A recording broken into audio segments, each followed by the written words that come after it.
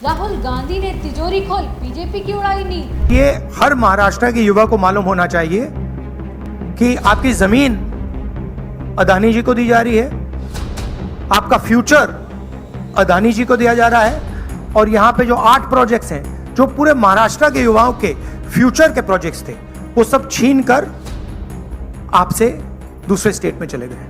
राहुल के इस बार पर बीजेपी नेता का पलटवार। पट के लिए मैं कहूंगा कि जागी रही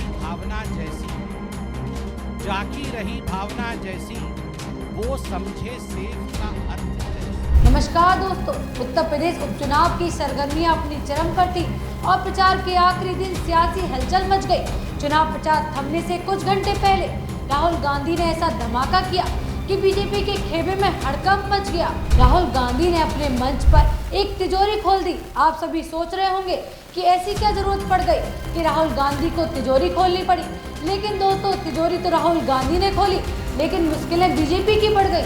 आइए देखिए आखिर तिजोरी से ऐसा क्या निकला और क्यों खोली गई तिजोरी।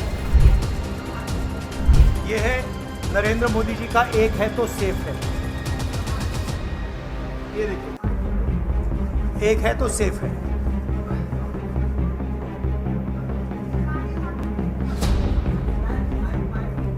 बहुत हेवी। ये इसमें एक है तो सेफ है। ये नरेंद्र मोदी जी की महाराष्ट्र सरकार की स्ट्रेटजी है। हम आपको ये दिखाना चाह रहे हैं। मुश्किल खुलता है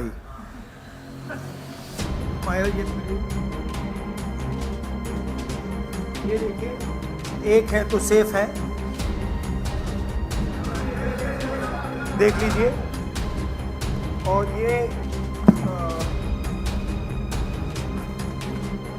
स्ट्रैटेजी का लक्ष्य है। देखिए, एक है तो सेफ है।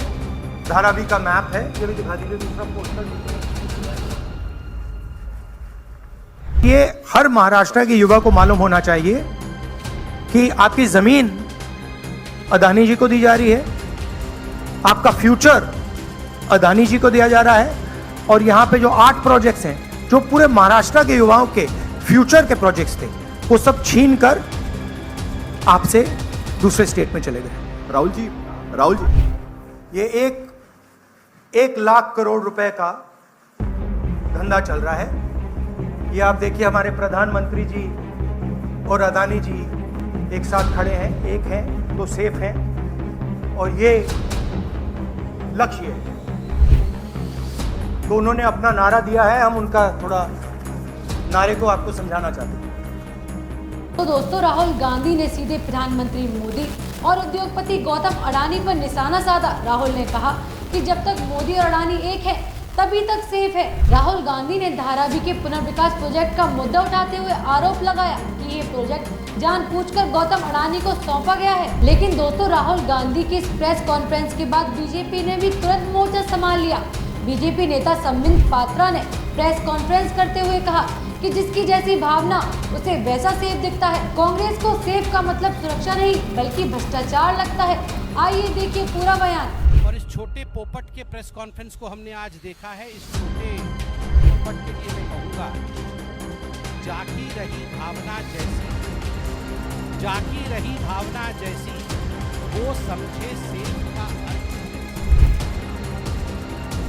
सेफ के 2 अर्थ होते हैं, मगर जिसकी जैसी भावना है सेफ का अर्थ उसको वैसा ही समझ आएगा।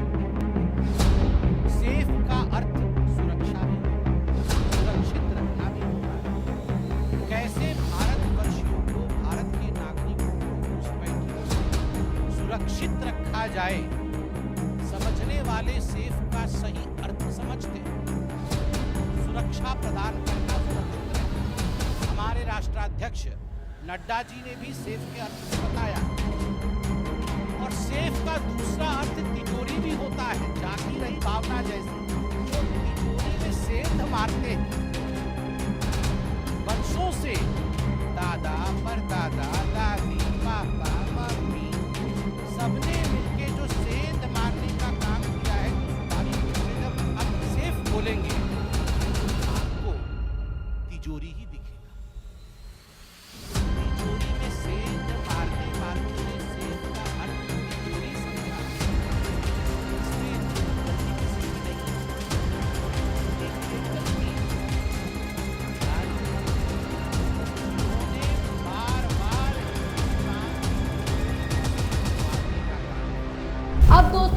सवाल यह है कि सियासी जंग अपने चरम पर, किसके पक्ष में झुकेगा जनता का पलड़ा।